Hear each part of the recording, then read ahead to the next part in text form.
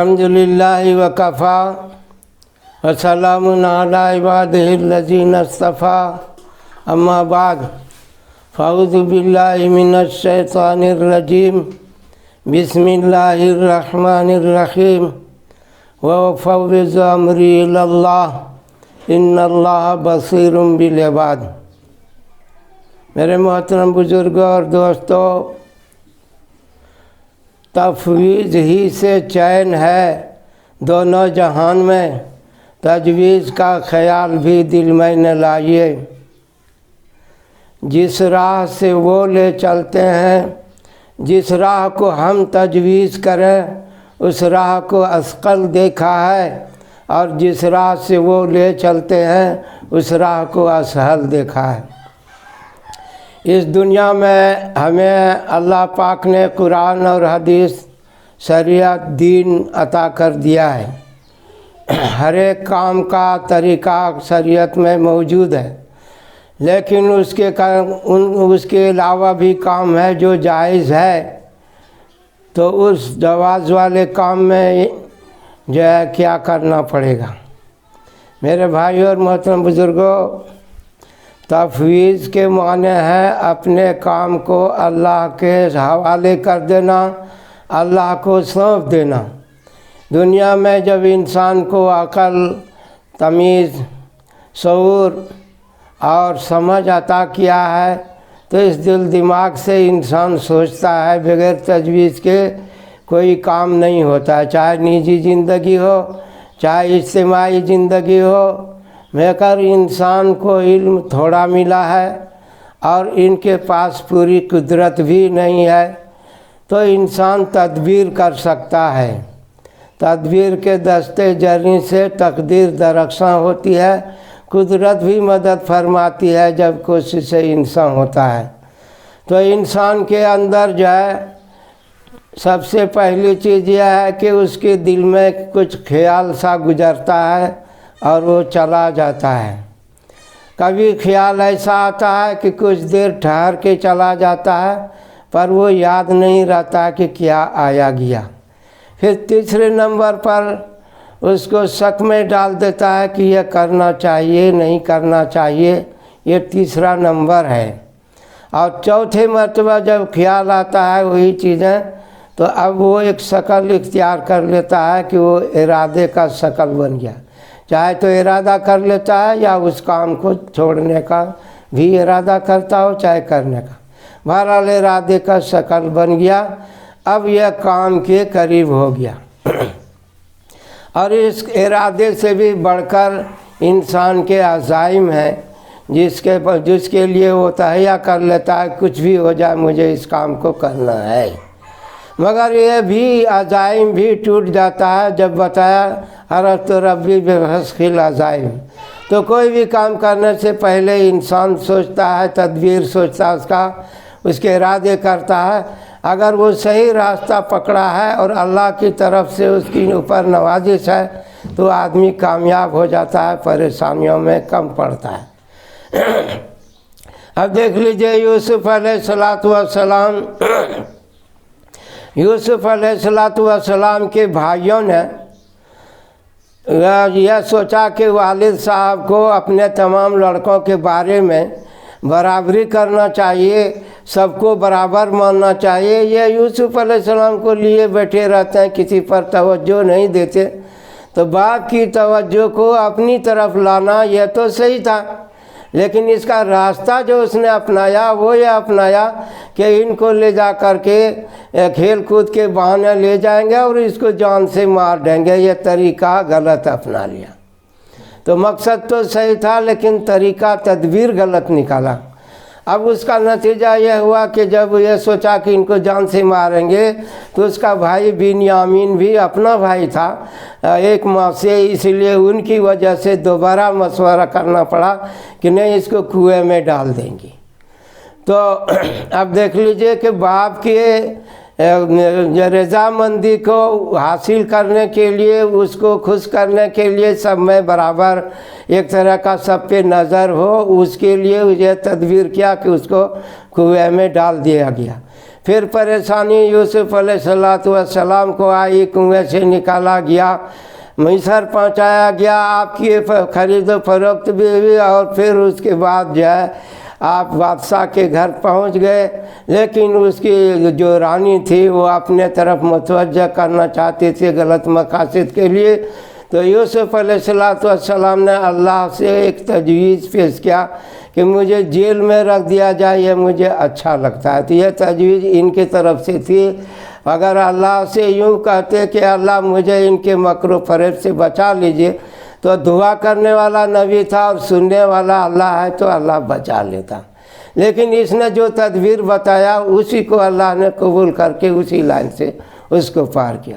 تو میرے بھائی اور محترم بزرگوں، اللہ کو سونپ دینا، کام سوچنا، کام کا طریقہ سوچنا، چاہے وہ ادارے ہو، چاہے وہ ملک ہو، ہر جگہ ہوتا ہے۔ 5 سالہ منصوبہ ہو، 50 سالہ منصوبہ ہو، سال بھر کی باتیں ہوں، انسان بغیر سوچے سمجھے تو اس کا تجویز کیے تو ہوتا نہیں ہے، لیکن تجویز کے بعد تفویض کرنا چاہیے۔ اب دیکھ لیجئے غزوہ بدر کے موقع پر مشرکین مکہ نے مال کو جمع کیا تھا اور ابو سفیان کو دیا تھا کہ آپ تجارت کر کے جب واپس لوٹیں گے تو اس مال میں جتنا نفع ہوگا اس مال سے ہم لوگ ہتھیار خریدیں گے، اور جو یہ مسلمان یہاں سے ہجرت کر کے مدینہ گئے ہیں انہیں ماریں گے، قتل کریں گے۔ تو آپ صلی اللہ علیہ وسلم نے کو جب یہ بات معلوم ہوئی تو آپ نے مزاحمت کے لیے کچھ صحابہ کرام کو بھیجا کہ یوں ہی آسانی سے وہ نہ پہنچ جائے۔ تو اللہ سے وعدہ تھا کہ آپ کو جو ہے کامیابی دیں گے، مگر دیکھ لیجئے کہ یہاں پر ناکام ہو گئے۔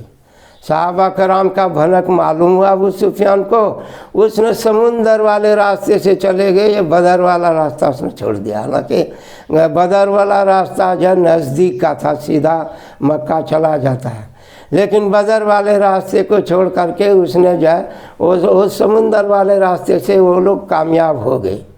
تو یہاں دیکھ لیجئے کہ آپ صلی اللہ علیہ وسلم مزاحمت کرانے میں ناکام ہو گئی، لیکن اللہ کا ہر کام اللہ کے اوپر سونپے ہوئے تھے آپ صلی اللہ علیہ وسلم۔ تو اب ایک بڑی مصیبت آ گئی کہ یہ 313 نہتے تھے، ان کے پاس ساز و سامان کم تھا، مشکل سے 2 گھوڑے اور وہ جنگ کے لائق سامان ان لوگوں کے پاس نہ سامان تھا نہ تعداد تھی، وہ لوگ ہزار کے تعداد میں، 1000 سے بھی زیادہ۔ تو ایسے وقت میں اللہ سے دعا کیا کہ کیا ہم سے وعدہ نہیں ہوا کہ ہم کامیاب کریں گے؟ تو اگر یہ مٹھی بھر جماعت ناکام ہو جاتی ہے تو پھر قیامت تک آپ کے نام لیوا نہیں ہوں گے۔ بہرحال اللہ کو سونپ دیا اس معاملے کو، فوض امری اللہ ان اللہ بصیر بالعباد۔ اللہ تو بندہ کو دیکھنے ہی والا ہے، دوسرا کون دیکھتا ہے؟ تو اللہ دیکھ رہا ہے، اور اس پر اللہ کو سپرد کیا۔ میدان میں جب گئے تو اللہ پاک نے سکینہ نازل کیا، اور صحابہ کرام کو میدان کارزار میں نیند آ رہی تھی، اور اوپر سے فرشتے آئے گھوڑے پر سوار ہو کر کے، اور نہتے اور کم ساز و سامان والے بڑی جماعت پر کامیاب ہو گئے۔ کمیم فیاتن قلیلتن غلبت فیاتن کثیرتن باذن اللہ، کہ اللہ پاک چھوٹی سی جماعت کو بڑی جماعت پر اللہ کامیابی دیتا ہے، یہ ان کی مرضی پر ہے۔ تو انسان صرف تجویز کرتا پھرے تو پریشان رہے گا، اور جب اس چیز کو اللہ کے حوالہ کر دے گا تو وہ جو ہے سمجھے کہ اسے گناہ سکون مل جائے گا۔ اسی لیے جو بھی انسان تدبیر کرے اس کے ساتھ ساتھ اللہ کے حوالے کرے کہ اللہ میں نے تو یہ سوچا، یہ تدبیر کیا، لیکن کامیاب کر دینا تیرا کام ہے۔ تو دعا بھی کرنا اور ساتھ ساتھ اللہ کے حوالے کرنا۔ جیسے موسیٰ علیہ السلام کو اللہ پاک نے جو ہے دعوت کا کام سپرد کیا، تو اب آپ نے اپنے بیوی بچے کا حالات کو اللہ کے سپرد کیا، اور جس کام کا تقاضا تھا اس کام میں لگ گئے تو اللہ نے اس کو کامیاب کر کے دکھایا۔ تو میرے بھائی اور محترم بزرگوں، کامیابی کا راستہ اور آسانی کا راستہ یہ ہے کہ ہم جو بھی تجویز کریں کاروبار کے لیے، کارخانے کے لیے، کھیتی کے لیے، تجارت کے لیے، ملازمت کے لیے، باہر رہنے کے لیے، گھر میں رہنے کے لیے، کام چلانے کے لیے، جس کاموں کا بھی آپ نیت کرتے ہیں، ارادہ کرتے ہیں، تو اس کام کے اندر تدبیر کے ساتھ تفویض یعنی اللہ کو سونپ دینا ضروری ہے کہ اللہ میں نے اس کام کو تیرے حوالے کیا۔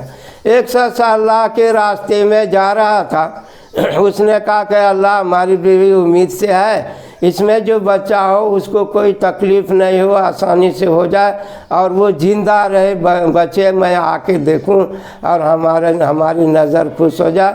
اللہ کے حوالے کر کے وہ شخص اللہ کے راستے میں چلا گیا، لیکن ان کے واپسی سے کچھ دن پہلے ہی ان کی بیوی انتقال ہو گئی اور اسے لوگوں نے کفن دفن کر دیا۔ جب آئے تو لوگوں نے بتایا کہ آپ کی بیوی انتقال ہو گئی تھی، اس کو جو ہے قبر میں دفن کر دیا ہم لوگوں نے، لیکن پھر سنا کہ رات میں اس قبر سے بچے کی رونے کی آواز آتی ہے۔ جب اس قبر کو کھولا گیا تو بچہ معصوم اس کے جو ہے کتنے دن، مہینہ 2 مہینہ سے اس کے پیٹ پہ کھیلتا تھا اور کیسے اللہ کی پرورش ہوئی وہ زندہ تھا۔